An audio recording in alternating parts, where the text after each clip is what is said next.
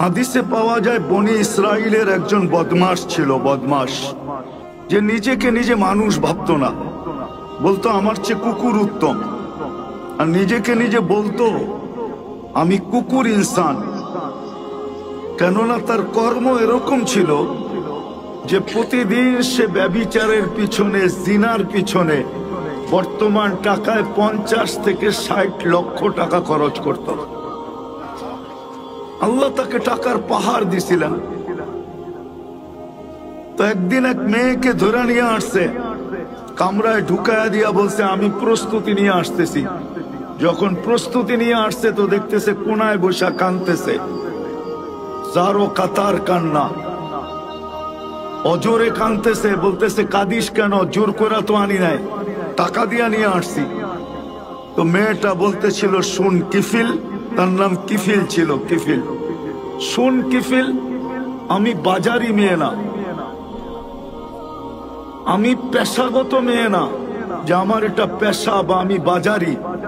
আমি কোনো প্রয়োজনের কারণে অপারগ হয়ে তোর হাতে ধরা দিছি। তো বলছে তাইলে কাঁদিস কেন? বলছে এইটাই তোকে শুনাইতে চাইতেছি, কেন কাঁদি? বলতেছে কাঁদতেছি এই জন্য যে আমার এই চেহারাটা যিনি তৈরি করছেন, যার কাছে আমি একদিন অবশ্যই ফিরে যাব, ওই আল্লাহকে কালকে এই চেহারাটা কি করে দেখাবো?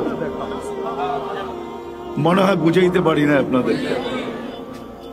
বলতে দেরি, কিফিলের দিল ফেরা যেতে দেরি হয় না। সে বলছে তুই একদিনের কারণে এতটুকু কাঁদতেছিস, আর এটা তো আমার অভ্যাস, তো আমার কি হবে? তার দিল ফেরা গেছে। সে টাকার থলি হাতে উঠায় দিয়া বলছে বোন, তোর গায়ে আমি হাত দিব না, কিন্তু একটা অনুরোধ করব, আমি তওবা করলাম, তুই চোখের পানি দিয়ে আল্লাহকে একটু বইলা দে।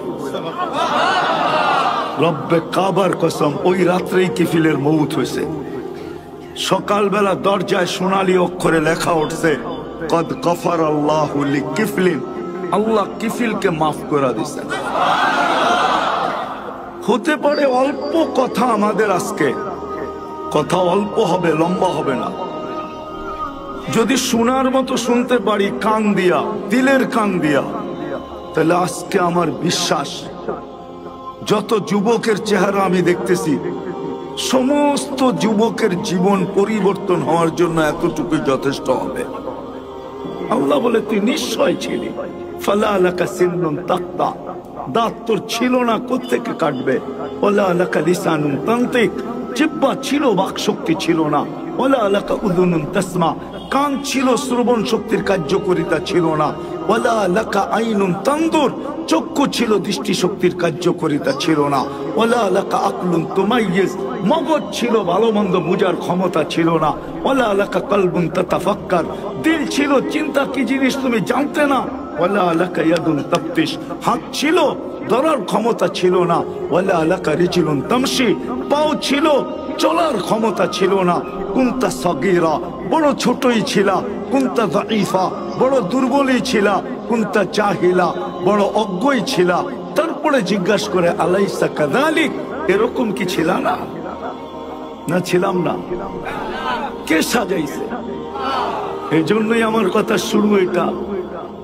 যুবককে যৌবন দিয়ে সাজাইছেন, নারীকে নারীত্ব দিয়ে সাজাইছেন, পুরুষকে পুরুষত্ব দিয়ে সাজাইছেন।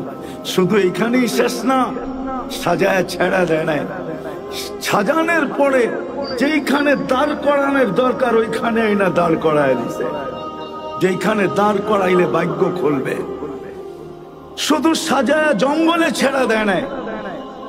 আল্লাহ নিজের কুদরত দ্বারা, রহমত দ্বারা মুসলমানের ঘরে আইনা রেখে দিয়েছে। আজকে তো ইসলামের কদর আমাদের কাছে নাই। ইসলামের কদর যদি থাকতো, চলেন একটু পরে বুঝাবো। ইসলামের কদর যদি থাকতো, আজকে হয়তো বুঝে আসতেছে না, কিন্তু একদিন বুঝে আসবে ইসলাম কি জিনিস।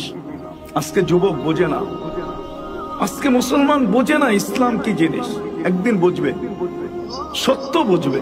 শুধু মুসলমান বুঝবে না, সমগ্র জগৎ বুঝবে, সারা দুনিয়ার মানুষ বুঝবে যে ইসলাম কি জিনিস। সারা দুনিয়ার মানুষ যেদিন আল্লাহ হুকুম দিবে যে কাগজে মুসলমান ছিল তাকেও বাহির করো।